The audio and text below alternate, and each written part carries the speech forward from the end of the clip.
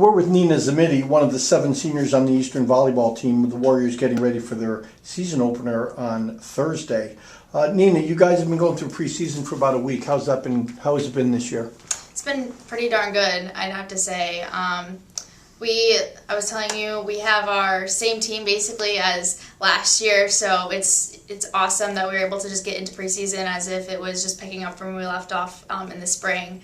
And we have 1 transfer and 1 freshman. Transfer is Carly Belskis, and the freshman is Natalia Ricky. And Carly actually was able to practice with us last spring, so she as well just came right into preseason and fit right in. And Natalia, she's been great. She's picked up also just as as part of the team, so it's been pretty awesome. Well, just talk about, some people may not know when you say preseason what that means. Talk about the length of it, what an average day might be, that kind of thing. So it goes for, ours this year was about 8 days, and we have 3-day practices, 3 sessions, each one being 2 to 2.5 hours long. And for like a typical day of our preseason, we had practice from 8 to 10, and then 12:30 to 2:30, and then our last session was 6 to 8:30. In our first morning session, it was just a lot of play work, a lot of just doing team drills together. Getting back to what a day is going to be of volleyball again. And then our second session was just strictly position skill work. So the liberos and DSs would go in one spot, and then hitters and outsides, and middles, and then setters would go in another spot. And then our third session was kind of weird this year because we had our clinic. So Sunday, Monday, Tuesday of this year, we did our clinic on the night session. And then the rest of the week we had our practice, and usually it was strictly just like scrimmaging or just playing it out with our team. So well, the good thing is that the gym is air conditioned.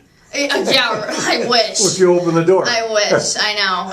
That one big fan in the back really helped us out a lot this year. It must be suffocating trying to play in those conditions. Yeah, it's tough, but honestly, I do think it prepares us because not every gym we're going to play in is going to be air conditioned. So I think it is an advantage in a way because not every some gyms will be like ours. We just had a scrimmage actually during our preseason at Wheaton, and they didn't have air conditioning.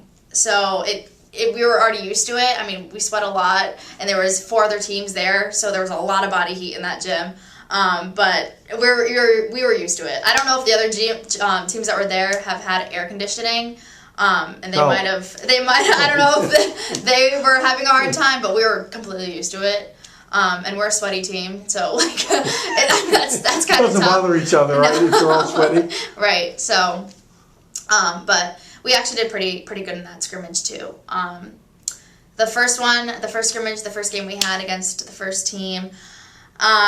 Not too good, but I think that was jitters. Our coach even said, it's our first time being back as a team and playing against somebody other than ourselves in a long time. So that's really just what it was, because the last 3 games we played, we did pretty darn good.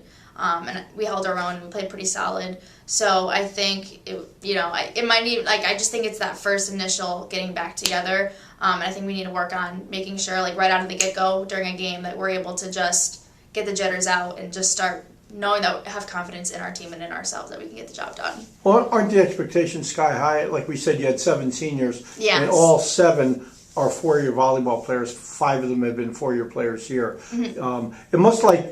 It must feel like you never really missed a beat from last year with just virtually the same team back. Yeah, exactly. I was telling, I think it was Kay Mullen, one of the other seniors on my team, how when I felt like we literally just picked up where we left off with the team. We haven't missed a beat. It's great that we already know each other, and we know our quirks, and we know what we like to do, and where we like to hit and serve and everything, and we mesh really well together. So it's pretty awesome. So all the preliminary stuff that a young team has to go through, knowing each other, knowing the system, that's all gone, and you just jump right into it, right? Exactly. Well, your position is the libero, and there's a couple of liberos on the team. For someone who doesn't know, talk about what the concept is of a libero that's on the team. Okay, so libero, that's known for many people that don't understand volleyball, is just the person that wears the different color jersey. The reason why they wear different colors is for reffing purposes. It's so they don't have to get subbed in and out by the whistle every time. They can just go right in. It's because they play for both the middles. And on my team, we use the liberos to play for both of the middles on the team. So whenever the middles get back to the back row, we go in, and the libero can only serve for one of the two, and the other middle will serve. And then when that middle misses their serve or loses their serve or whatever it is, then the libero goes back in for them. So libero. Can the libero play anywhere on the court? No, libero only can play back row, and usually what happens, they take second ball if the setter passes the ball. They're responsible for that second ball. And we look at them as captains of the back row. So if the ball is in reach of the libero calls, a passer off saying, I got it. Usually you want to let the libero get that ball because that's supposed to be your primary passer on the team. So Libero is almost like a center fielder in baseball. Exactly. Anything they can get to is their ball. Exactly. Right? Yep. Why is the libero position so important to kick starting the offense? Any coach and any team will say it starts with the pass. So you need to get that first ball up. It needs to be a great pass to the setter in order to execute any play. If the pass is off, if your setter is really fast, they can get there, and if you have really great hitting, you might be able to execute the play, but to have a consistent and like a really good execution of a play and able to do, different plays that you've worked on with your team, like you need to have a good pass. So it starts with the pass. Well, do you think, we didn't really talk about this, but do you think there's any area of this year's team that might be the strong suit of the team, or is it just consistency all the way around, blocking, hitting, defense? Anything jump out at you that could be your to hang your hat on? I think every position has a strong component to it. I don't think anything. I think our hitting has always been pretty strong every year. Adriana Mihalik and Kay Mullen have been like really two standout hitters for our offense. They're really powerhouses on our team, and they've been pretty consistent for us. So we can always rely on them. And then our defense, I think, has gotten a lot stronger too. I mean, we're missing Ali Lupi this year, and she'll definitely be missed because she was definitely a big, strong component to our defense. But I think me and Michelle Valliere, our other libero DS, has been doing a pretty good job at, keeping up what she left off at.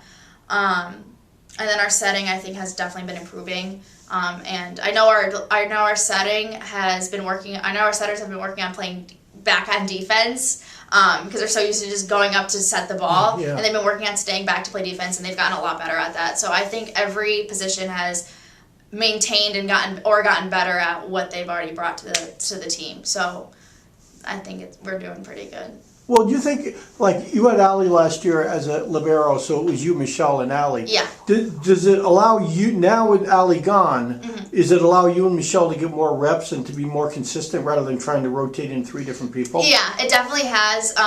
Me and Michelle actually joke about it sometimes too because we now don't have to rotate. Me and her don't have to share court time.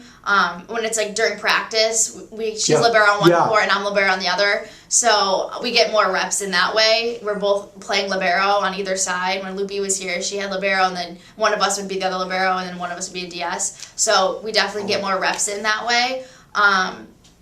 So yeah, we've definitely been playing more that way. So talk about the home court. You only had 5 home matches, I think 5 last year. And now you have like a dozen this year, or 10. Does the team play a lot better at home? Absolutely. Are you looking forward to playing more home matches? Absolutely. Home games is where our momentum is, and momentum will carry any volleyball game. Our crowds, when we have our fans show up, and our moms, our volleyball moms, they're crazy. They're always so loud. They are. We always can count on them to be there. But when we have a good crowd show up, it definitely helps us with just carrying our energy and momentum on the court, and just having confidence in ourselves. I think is just a home court advantage. So, yeah, I think we definitely play better. We're not off the bus people. Long bus rides. Yeah, long bus rides. We get tired, but we're definitely, and I think just having more home games this year will definitely help us with that. So. Well, you play up to as many as 30 matches during the season, but only 7 of them are in the conference. Is the focus on the conference and being ready to play in the conference tournament? Because that's by winning the conference tournament, it's the only way you're going to get in the NCAA. Is that a focus on the team? Absolutely. like we kind of use our non-conference games as a way to get better for our conference games. Like we're always playing 100%. We're always, doing the best we can and trying to be smart. But sometimes we'll try new things during our non-conference games just to see if they work. So we can, and if they do and we execute them, we'll utilize that in a conference game. So if we don't win in a non-conference game, we're not hanging our head, like we're not going to get down on ourselves, but obviously we want to win as many games as we can in the regular season because it'd be nice to be regular season champs too. So. Yeah, which would give you the home court. Yeah. Now you guys, and your coach was talking about this, you guys could play a easy schedule, win 20 games, and you play a lot of tough non-conference games, win or lose, doesn't matter. Right. But do those prepare you better for being ready at the end of the year? I think so. One of our non-conference games we usually play is Springfield College, and they are incredible. I have so much respect for that team. They are really good, and I love going there. I love playing them because they really, I think, they play as hard as they always do, and they don't go easy on us, and it makes us better. Yeah. Even Coast Guard, they're non-conference, and they've always been a solid team, and I love playing them. I love playing the non-conference games that are better than us because they make us better. So I love it. Yeah. What about last year? When you got to the postseason, it was tough. It probably didn't end up exactly the way you wanted. Is it easy to predict how you're going to play in postseason just because it's such a season of momentum? I wouldn't say it's easy to predict because even 2 years ago, bringing it back to when we made it to the finals during postseason, we were playing Western in the finals, and we were so excited because we really thought we were like we could win this, and we could have. But because we beat Western in the regular season, so we were like, we already won, we already had beaten them, so we knew like we could do this, and skill-wise we could have, but it is a game of momentum, and that's not something, we practice and we learn like that is definitely a key component to the game, but you can't predict that going into the game. I don't think anyone intends to have low energy on the court. It's you got to make sure your team is mentally ready when they go into that game because it is a game of momentum. If your energy's low, your team's probably not going to win. So. Well, last question. Is that a big strength of this year's team? The momentum? And their mental toughness, having played together and gone through it for 3 years? Yeah, I definitely think so. We've done drills where we'll scrimmage against each other, and a team will be down by like 10 points, and somehow they come back up, and they will maybe not win, but they make it a really close game again. And that's all about mental toughness because we did not have that a couple years ago. We would mentally break down. Even last year, we didn't have the same mental toughness.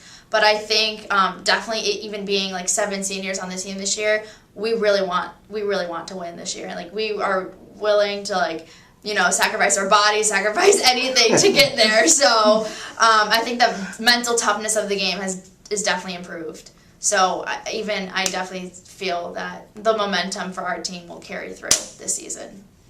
Well, the Warriors are going to get a chance to show that starting on Thursday. They're going to be at home against Massachusetts College in the season opener. Nina, thanks for being with us. Good luck. Yeah, thank you.